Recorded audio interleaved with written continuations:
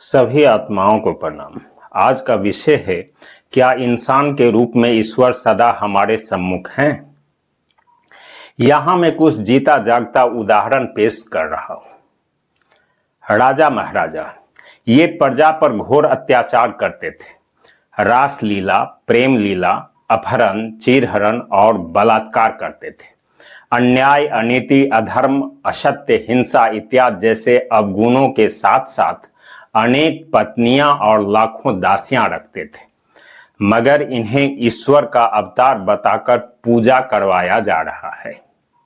नेता, आप अपनी आत्मा से पूछ लीजिए कि ये मानव हैं या दानव।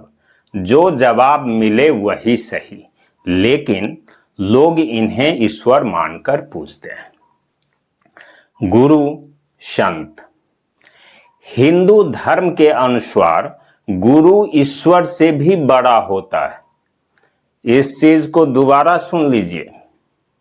हिंदू धर्म के अनुसार गुरु ईश्वर से बड़ा होता है, चाहे वो देह व्यापार करता हो या जोशवर्धक दवाई बेचता हो, हजारों महिलाओं के साथ अवैध संबंध रखता हो, पूंजीपतियों का काला धन सफेद करने का धंधा करता हो, लाखों लोगों को सर काटने की बातें करता हो, दूसरे संप्रदाय की मां बहनों की बलात्कार करने का उपदेश देता हो, समीज सलवार पहनकर भाग जाता हो।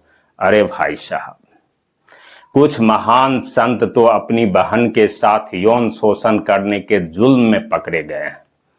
कुछ अपनी बेटी से शादी करते हैं और शिष्या के साथ दुष्कर्म करना तो आम बात है।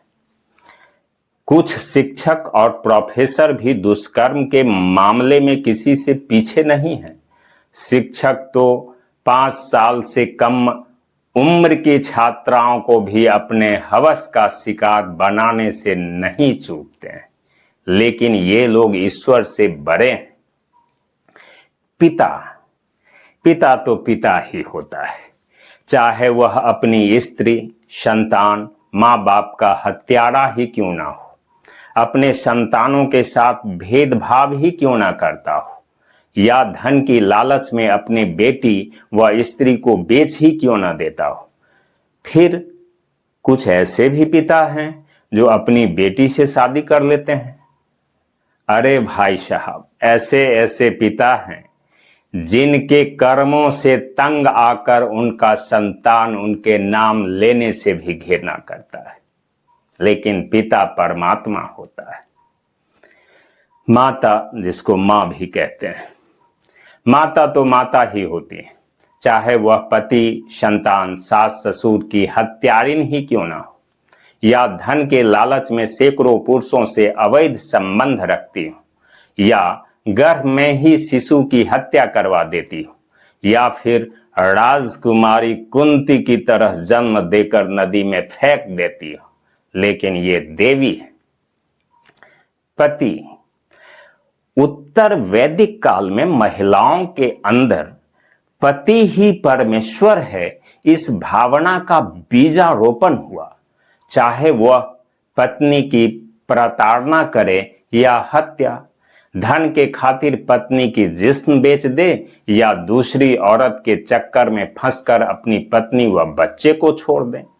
शादी से पहले भले ही वह दहेजुआ मैनेजर हो और बाद में पत्नी की कमाई पर ही क्यों ना पलता हो, या बाप दादा का प्रॉपर्टी बेचकर खाता हो, लेकिन लोगों को उपदेश देता है कि कर्म करो, दहेज मत लो, कर्ज मत लो, परिवार का भरण पोषण करो, झूठ मत बोलो, फिर भी ऐसा पति परमेश्वर होता है। डॉक्टर, डॉक्टर तो डॉक्टर ही होता है, चाहे वह रोगी के साथ भेदभाव करे या उसे लूट ही क्यों ना ले।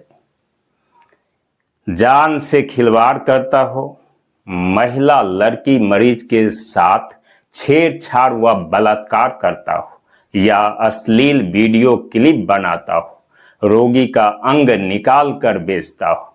अरे भाई साहब, ऐसे ऐसे लुटेरे डॉक्टर हैं जिसके पास न शिक्षा, न दिमाग, न दया, न मानवता है, फिर भी वो ईश्वर से बड़ा है। जनता, चुनाव के समय में जनता को भी भगवान कहा जाता है और उसके बाद में मानसिक, शारीरिक और आर्थिक शोषण किया जाता है।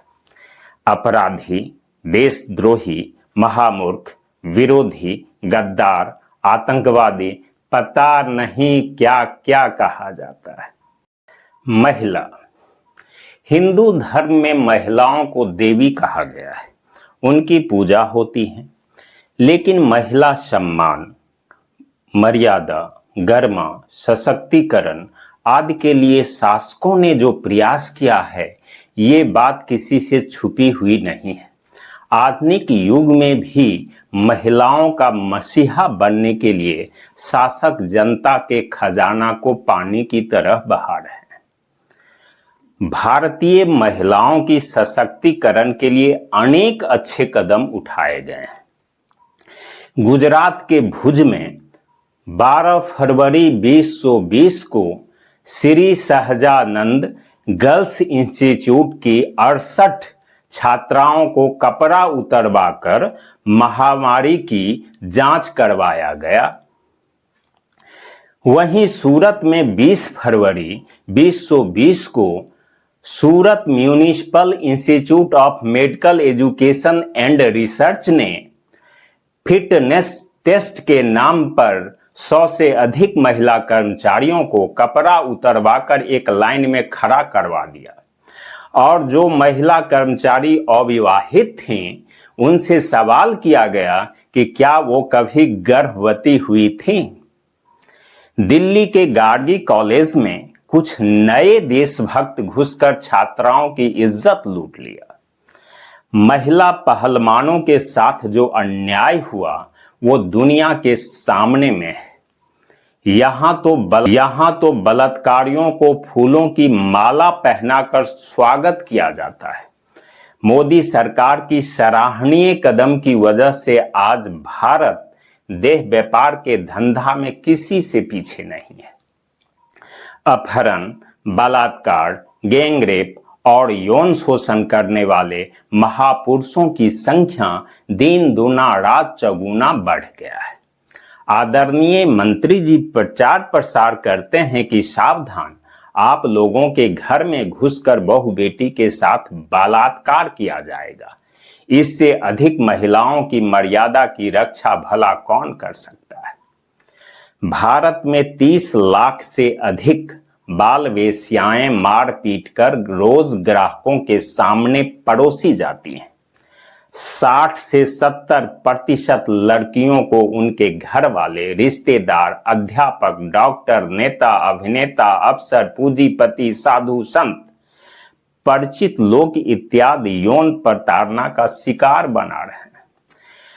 सरकार की गलत आर्थिक नीतियों और बड़े बड़े घोटालाओं के कारण जो आर्थिक विषमताएं उत्पन्न होती हैं, उसकी वजह से करोड़ों महिलाएं परिवार चलाने के लिए जिस्म फरोशी की धंधा से जुड़ जाती हैं।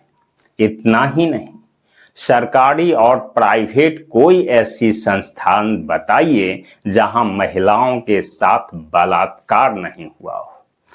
देश का कोई एक शहर का नाम बताइए जहां सेक्स रैकेट का धंधा नहीं चलता हो।